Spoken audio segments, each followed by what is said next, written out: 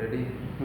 मैं Vinod Kumar Singh TS college निसुआ Nawada की ओर से मगध विश्वविद्यालय बिहार में हिंदी विभाग के अंतर्गत आज जो कुछ बातचीत के लिए रखा गया उसका टॉपिक है यानी उसका विषय है भक्ति काल के आंदोलनों पर के मुख्य कारण। भक्ति आंदोलन के मुख्य कारण आखिर क्या क्या है, भक्ति आंदोलन किन कारणों से प्रारंभ हुआ, इस पर विचार करने हेतु आज कुछ चंद आलोचकों को, कुछ विद्वानों को हम ऐड करेंगे, जिसमें आप देखेंगे कि भक्ति आंदोलन की शुरुआत कहाँ से और क्यों हुई। इस पर विद्वानों के अपने अपने मत हैं। बहुत से विद्वान अपने हिसाब से यानी अपने मतों से उसे प्रभावित करते हैं। जैसे सबसे पहला नाम आता है गृहस्थन का। गृहस्थन, जैसा कि आप सब जानते हैं, हिंदी साहित्य के इतिहास में एक बड़ा नाम है गृहस्थन का। गृहस्थन ने सबसे पहले भक्ति आंदोलन को कहा कि यह स्वर्ण काल है, स्वर्ण काल इसको नाम दिया। इसी गृहस्थन ने कहा कि इस काल की शुरुआत यानी इस आंदोलन का प्रारंभ कैसे होता है, तो उसका कहना था कि ईसाइयत से इसका प्रारंभ हुआ।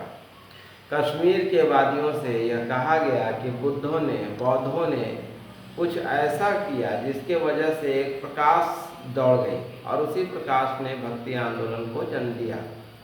लेकिन इस मत से रामचंद्र शुक्ल कहीं न कहीं अपने आप को अलग करते हैं और उनका कहना था कि ईसाइयत से अगर इसका प्रभाव पड़ा तो भक्ति आंदोलन की शुरुआत या प्रारंभ कश्मीर के वादियों से या फिर उस क्षेत्र से होना चाहिए था जिस क्षेत्र में कश्मीर का अपना विभाग है।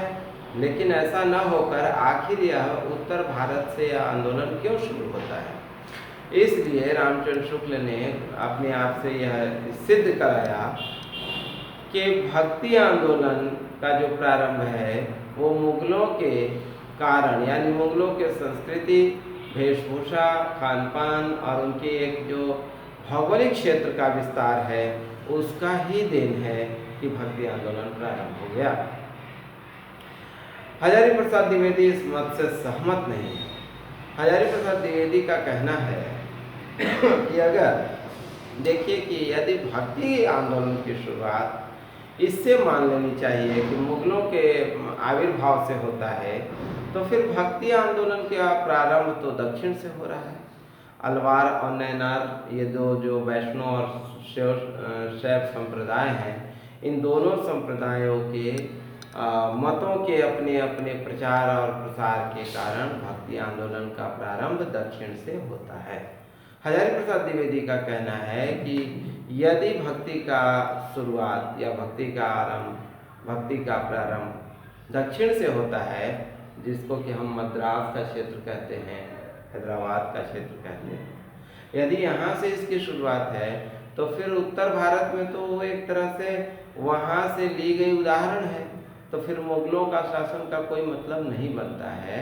और तब भी रामचंद्र शुक्ल एक बड़े मतकार होते हैं, बड़े विद्वान माने जाते हैं हिंदी साहित्य के इतिहास में। इसका कारण केवल एक है, क्योंकि हजारी प्रसाद द्विवेदी को भी यह कहना पड़ता है, हिंदी साहित्य की भूमिका में उन्होंने लिखा है कि यदि मुगलों का आगमन नहीं होता तो भी हिंदी साहित्य के इतिहास में भक्ति आंदोलन 12 आना वैसा ही होता जैसा कि आज के दिन में हो रहा है। अर्थात वह रामचंद्र शुक्ल से मात्र 4 आना अपने आप को अलग करते हैं। इसका मतलब है कि शुक्ल के मत में कुछ न कुछ महत्वपूर्ण उद्देश्य है। ऐसे ही हबीब, जो कि आप जानते हैं भक्ति आंदोलन के एक बड़े विद्वान हैं, मोहम्मद हबीब का कहना है कि नहीं, आंदोलन की शुरुआत इससे नहीं मानी जानी चाहिए। आंदोलन की शुरुआत तो इससे मानी जानी चाहिए कि कहीं न कहीं इस काल में भक्तों की प्रारंभिकता बढ़ती जा रही है। ऐसे इन कारणों पर विचार करें तो बहुतों ने कहा कि नहीं, फारसी का यह देन है, किसी ने कहा कि नहीं, ये तो मिश्रित संस्कृति का प्रभाव है, किसी ने कहा कि मुगलों के नए धर्म की शुरुआत की वजह से ऐसा है। इन विभिन्न मतों के कारण भक्ति आंदोलन का प्रारंभ हुआ और भक्ति आंदोलन ने एक प्रखर रूप लिया। यह सच है कि यह आंदोलन उत्तर भारत के क्षेत्र में भी विशेष रूप से प्रभावित हुआ और प्रभावपूर्ण तरीके से इसका विकास, विस्तार और आगमन होता है। आज थोड़ी तबीयत ठीक नहीं है, इसलिए इतना ही आज के लिए। बहुत बहुत धन्यवाद। नमस्कार।